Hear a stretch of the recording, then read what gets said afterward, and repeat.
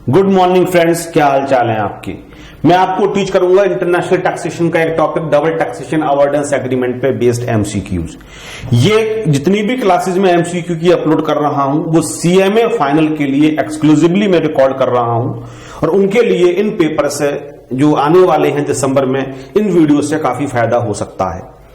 तो आपको किसी भी तरीके का डाउट है, आप मुझसे डाउट पूछते रहते हो। मैं कोशिश करता हूं कि मैक्सिमम जो मेल्स मेरे पास आई हैं उनका मैं रिप्लाई दूं, लेकिन कभी कभी इतना ज्यादा बिजी शेड्यूल है, इतनी सारी क्लासेस रिकॉर्ड करनी होती हैं, कभी कभी मैं कुछ बच्चों को रिप्लाई नहीं दे पाता हूं। तो वो प्लीज माइंड नहीं करें, अपना क्वेश्चन दोबारा भेज दें और मैं कोशिश हमेशा यही करता हूं कि सब लोगों के साथ मैं कम्युनिकेशन कर सकूं। तो वो ईमेल आईडी क्या है और वेबसाइट का एड्रेस क्या है सबसे एंड में बताऊंगा। पहले हम क्लास को स्टार्ट करते हैं। Source rule of taxation provides that income is to be taxed in the country of residence of taxpayer in the country in which such income originates। दो तरीके के टैक्सेशन के रूल्स होते हैं, एक को कहा जाता है सोर्स रूल्स, एक को कहा जाता है रेजिडेंस रूल्स। सोर्स रूल्स के हिसाब से इनकम उस कंट्री में टैक्सेबल होती है जहां ओरिजिनेट होती है इनकम, और रेजिडेंस रूल्स के हिसाब से इनकम उस कंट्री में टैक्सेबल होती है जहां का असेसी रेजिडेंट होता है। तो source rule of taxation provides that income is to be taxed in the country of residence of tax payer. ये गलत है क्योंकि ये रेजिडेंस रूल है। In the country in which such income originates, ये सही आंसर है, तो बी होना चाहिए। सर एग्जाम में तो हमारे 4 ऑप्शन आते हैं, यस 4 आते हैं, लेकिन मैंने कहीं कहीं 2 ऑप्शन भी दिए हैं क्योंकि हमें तो ये सीखना है ना सही आंसर क्या होगा। तो सही बी होगा, हमें पता चल गया। अब बाकी 2 ऑप्शन और भी दे रखे होते वो डेफिनेटली गलत होते।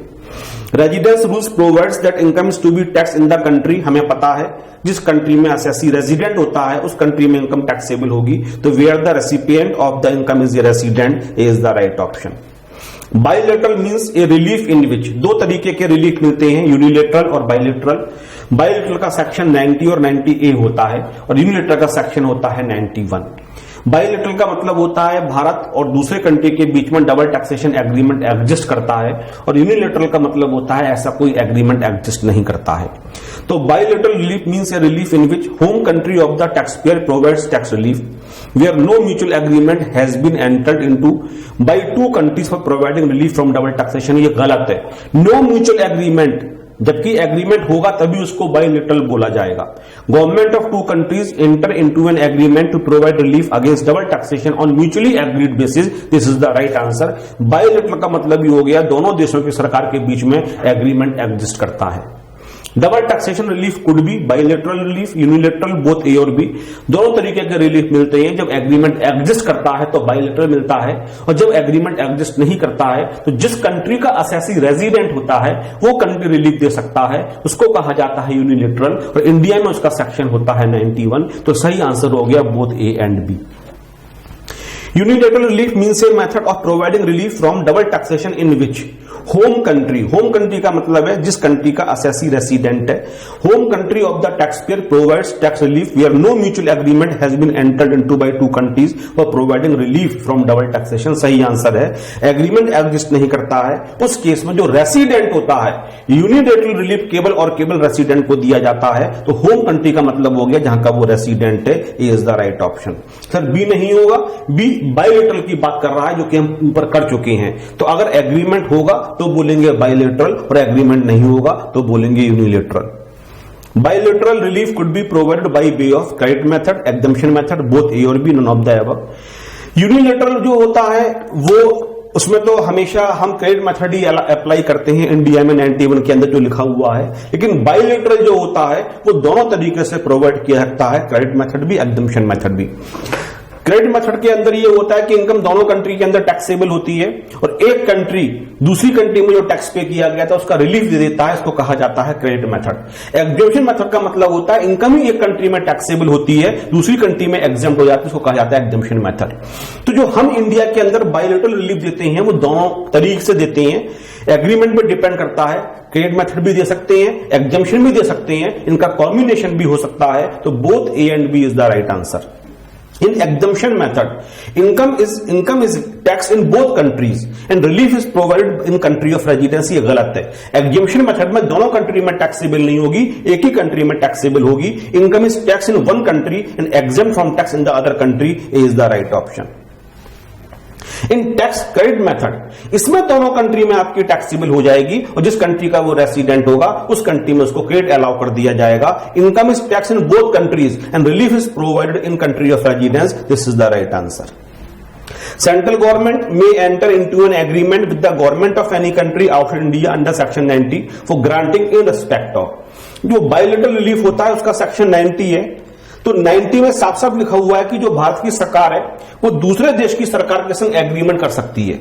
और किस लिए कर सकती है देखते हैं। Income where income tax has been paid both in India and in country of residence of tax payer for granting relief in respect of income where income tax has been paid both in India and country. सही है, दो country में tax पे किया गया हो तो relief देने के लिए दूसरी कंट्री के संग एग्रीमेंट कर सकती है। सेक्शन 90 से सेंट्रल गवर्नमेंट को एम्पावर्ड किया गया है। लेकिन बी भी देखते हैं, income on which income tax is chargeable under the head income tax act, India का income tax act, and under the corresponding law in force in that country. ये पॉइंट भी लिखा हुआ है 90 के अंदर। टैक्स पे हो चुका है तो भी रिलीफ मिल सकता है और अगर वो इनकम चार्जेबल है तो भी रिलीफ मिल सकता है। दोनों बातें लिखी हुई हैं, इसका मतलब सही हो गया सी, बोथ ए एंड बी। मैंने बहुत मेहनत से डबल टैक्सेशन अवॉइडेंस एग्रीमेंट्स की वीडियोस को रिकॉर्ड किया हुआ है, बहुत मेहनत से।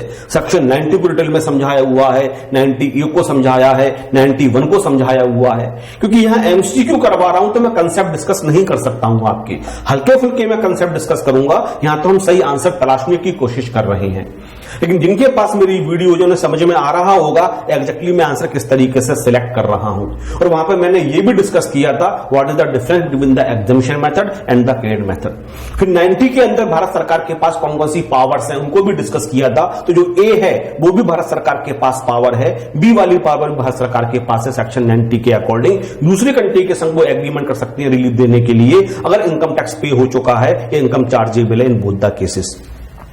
Where an assessee is eligible to claim the DTA benefit, provisions of DTA shall apply to the assessee. Provisions of the income tax act shall apply to the assessee. जब भी DTA applicable होता है तो income tax act और DTA में जो beneficial होता है असेसी के ऊपर वो एप्लीकेबल हो जाता है। सी देखते हैं, प्रोविजंस ऑफ DTA और income tax act whichever is more beneficial shall apply to the assessee. C is the correct option. ये एग्जाम में बहुत ज्यादा आता है क्वेश्चन, इसको ढंग से करके जाना। Relief under section 91 can be granted.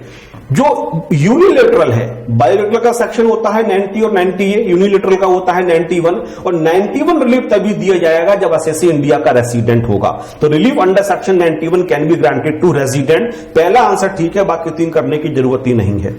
Double taxation relief for income tax in the countries with which no agreement exist is governed by. मैंने कई बार बता दिया, बायोलेटरल के जो सेक्शंस होते हैं वो 90 और 90A होते हैं, यूनिलेटरल का होता है 91।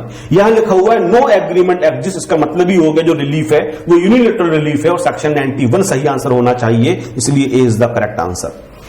आनंद a resident in India has a total income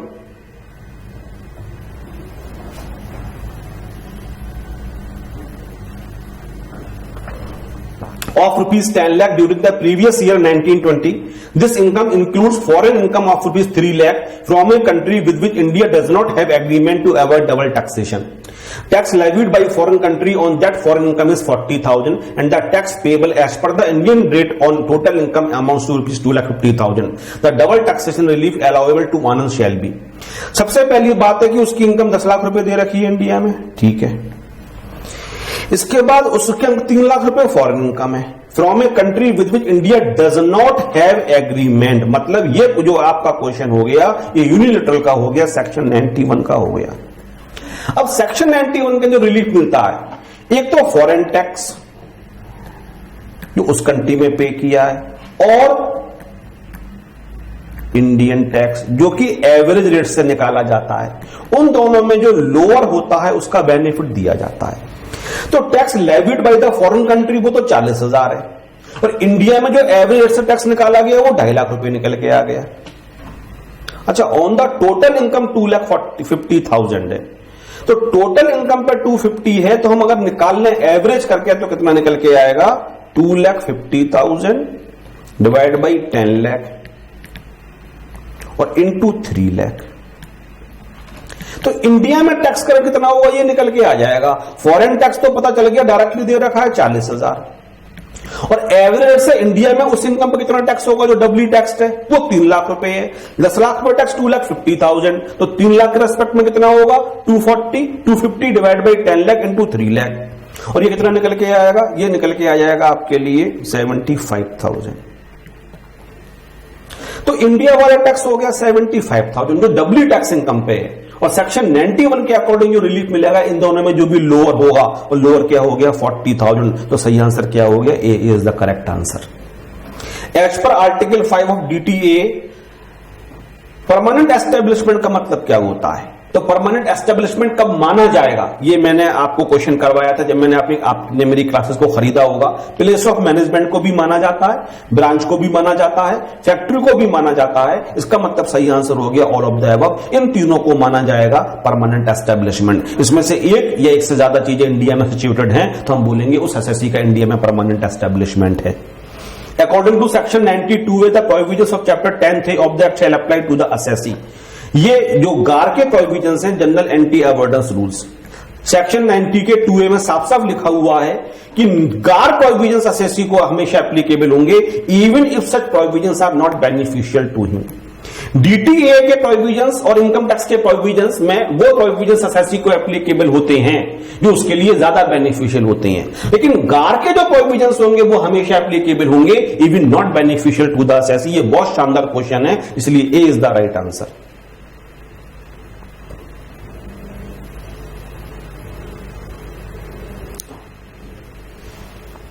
इसमें बी में भी सेम लिखा हुआ है, अच्छा सॉरी बेनिफिशियल, राइट ए सही आंसर है। बी में लिखा हुआ है एप्लीकेबल, एप्लीकेबल वाली बात नहीं है, बेनिफिशियल अगर नहीं भी है तो भी एप्लीकेबल होंगे, is the right option. 16 in order to claim relief under the tax treaty in India non resident. ये क्वेश्चन जो 155 क्वेश्चंस मैंने करवाए थे, जो आपके इंस्टीट्यूट की वेबसाइट पर 155 क्वेश्चंस अपलोडेड हैं, इनकी सारी वीडियोस मैंने प्रोवाइड कर दी है, वहां भी ये वाला क्वेश्चन था। अगर आपको रिलीफ चाहिए बायलैटरल तो जिस कंट्री के आप रेसिडेंट हो वहां से आपको सर्टिफिकेट लाना पड़ेगा, इसको कहा जाता है टैक्स रेजिडेंसी सर्टिफिकेट। तो in order to claim relief under the tax treaty in India, non-resident should produce tax residency certificate TRC। C is the correct option। इस क्वेश्चन को भी ढंग से कर लेना, आने के चांसेस हमेशा बहुत ज्यादा रहते हैं। आखिरी क्वेश्चन है, where a person resident in India derives income from a nation with which India does not have a DTA। Does not have मतलब यूनिलेटरल का क्वेश्चन हो गया। Such person is given credit in India in the following manner. तो उसको relief कैसे दिया जाएगा, मैंने बताया कि पहले दोनों कंट्री के अंदर तो इनकम टैक्सेबल हो गई होगी, फिर इंडिया वाले में इंडिया का टैक्स निकाल लेंगे एवरेज रेट से, और फॉरेन टैक्स इसमें जो लोअर होगा उसका रिलीफ दे दिया जाएगा। तो जो हमने क्वेश्चन नंबर 13 किया था वही आपका आंसर बन जाएगा 17 का। पढ़ते हैं, entire tax paid in the foreign country is allowed deduction, गलत आंसर है। Tax paid in the foreign country on income which is doubly tax is allowed as deduction, ये भी गलत आंसर है। Tax paid on income which is doubly tax is allowed deduction at the Indian rate of tax only, ये भी गलत answer है। Tax paid on income which is doubly tax is allowed as deduction at the Indian rate of tax or rate of tax of the foreign country whichever is lower, this is the correct answer। जो W tax income होती है उसमें foreign country में जो tax पे किया गया था और इंडिया में जो टैक्स का रेट है उसके बेस पे हम टैक्स निकाल लेंगे, उन दोनों में जो लोअर होगा उसका बेनिफिट दिया जाएगा। इसका मतलब D is the correct answer. ये 17 बहुत शानदार क्वेश्चंस मैंने आपको करवाई, double taxation avoidance agreement chapter पे बेस्ड है। एक दो क्वेश्चन आपको पेपर में जरूर मिलेंगे, मतलब 2 से 4 नंबर का बेनिफिट आपके लिए हो सकता है। आपको कोई भी डाउट है आप मुझे मेल कीजिए imsb003@gmail.com, imsb003@gmail.com। और उससे बेटर ऑप्शन है कि मेरी वेबसाइट पे आप जाइए www.directtaxlectures.com, directtaxlectures.com, वहां जाके अपनी क्वेरी मुझे आप सेंड कर सकते हैं। नेक्स्ट वीडियो में अपलोड करूंगा ट्रांसफर प्राइसिंग का जो चैप्टर है, जो कि बहुत लेंथी चैप्टर है, इंटरनेशनल टैक्सेशन का ही टॉपिक है, उस पर बेस्ड बहुत शानदार MCQ। पढ़ते रहिए, हंसते रहिए, मुस्कुराते रहिए। Thank you very much.